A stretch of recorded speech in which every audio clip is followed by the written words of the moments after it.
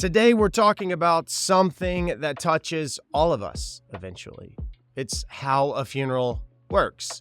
If you've ever wondered what goes into the planning of a funeral, or what happens behind the scenes of a funeral home, or why certain traditions exist, then you are in the right place, because we're going to bounce back and forth. And if you want a deeper dive, I have created Director OS.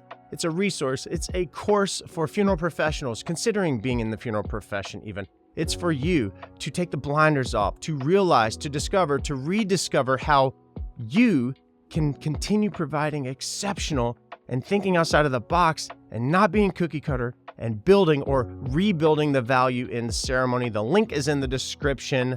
Let's dive into the video. Usually I like to answer why. Why does something happen? Why I want to. In this instance, what? A funeral. What is it?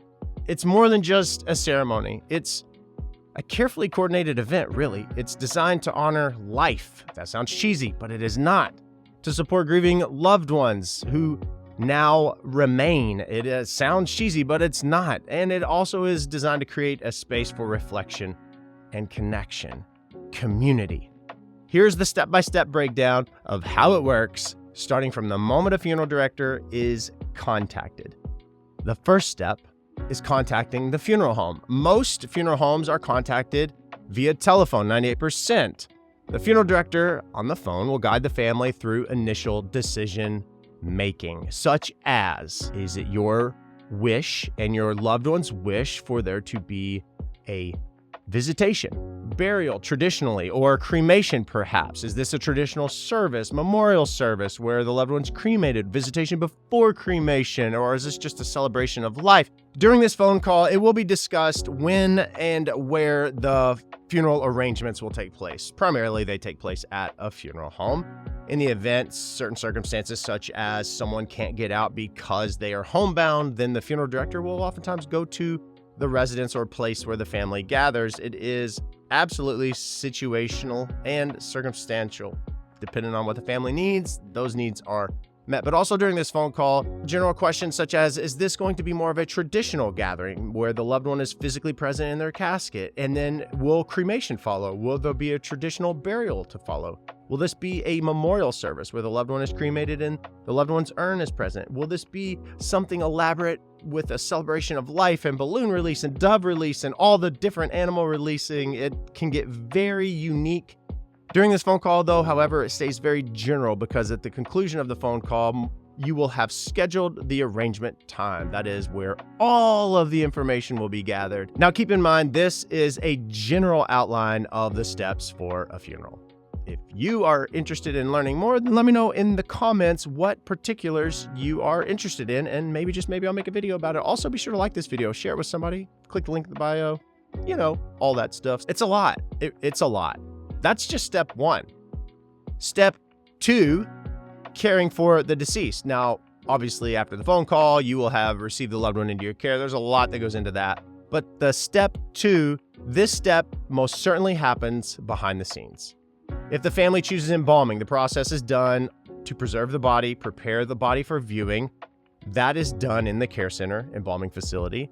Alternatively, the deceased loved one might be dressed and placed in a casket without embalming, depending on religious or personal preferences. I live in Kentucky.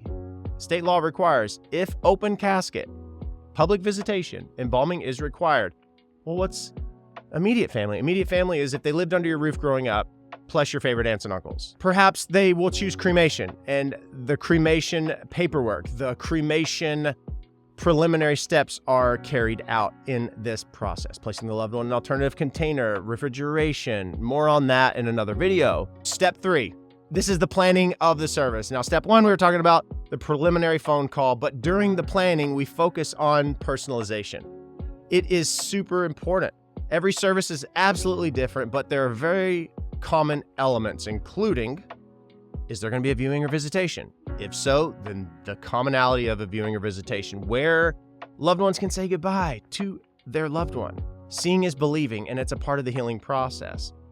A funeral ceremony itself will exist by having readings or music and eulogies, and then following that, a committal service at the cemetery, their gravesite, or a private moment for the family may take place. Maybe this is just a private moment with the loved one's urn. During arrangements, we also will coordinate with clergy and celebrants or other speakers, and we ensure, funeral professionals, that everything aligns with the family's wishes and beliefs. It is critical. Not to mention, you better spell immediate family's names correctly. Just saying. Step 4, now we're behind the scenes again for the logistics. This is one of the parts that's not seen by most people, but it is crucial for a smooth funeral. This is filing paperwork, including the death certificates. In Kentucky, just a few years ago, they flipped the switch to be electronic, and it was a nightmare. Do you do the same? Let me know in the comments, funeral professionals. During this step, we're coordinating with cemeteries or the crematory if the crematory isn't owned by the funeral home. We're managing timelines, floral arrangements, floral deliveries, transportation. Are they taking the funeral limo? Are they taking the pallbearer family limos? Do they do that anymore? What lineup? What car is in what order? Step 5, the day of the visitation or visitation funeral. So the day of this, the funeral director ensures that everything is running seamlessly. From greeting guests to making sure the sound system works. Yes, they're tech savvy. They're also music coordinators. They're also hospitality. It's all about creating this meaningful, stress-free experience for the family. The goal is for a funeral professional to just ease the burden, if only a little. That's the goal. And then step 6, arguably one of the most important, after the funeral. Even after the service itself, the work is not done. Many funeral homes, they offer grief support and they help with estate paperwork. They are not attorneys, however, but they have resources and access to those who can assist. And they guide. They're guiding lights for families navigating life, this new normal, after loss. Now, step 6 is most important primarily because a lot of people have the mindset, after they're out of my building, they're not my problem. That's terrible. Some of these most certainly intertwine and bounce back and forth, honoring the deceased, bringing comfort to the family, all of the details and the minutia. But this overview hopefully just gives you a sense of the process. And there's so much more that goes into making a funeral truly meaningful, I assure you. Let me know in the comments below what particular subject topic you would like to see covered, and maybe I'll be able to cover that for you. There's so many different ways to honor. If you're curious about it, if you're curious about the funeral profession, maybe you're in it, maybe you're a funeral director that's stuck, maybe you feel stuck in your ways, maybe you are the one saying we've always done it this way and you don't feel creative, then we have a solution for you. It is Director OS. Link is in the description. It's about leaving a mark and rebuilding the value in ceremony.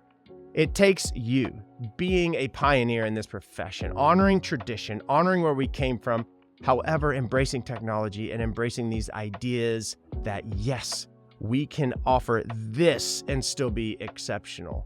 I appreciate you spending a few minutes with me. Check the link in the description if you're in the funeral profession and you want to level yourself up. If this video has helped you in any way to better understand how funerals work, please give it a like, share it with someone who might be weird and find it helpful, like me. I mean, we all like the macabre a little bit.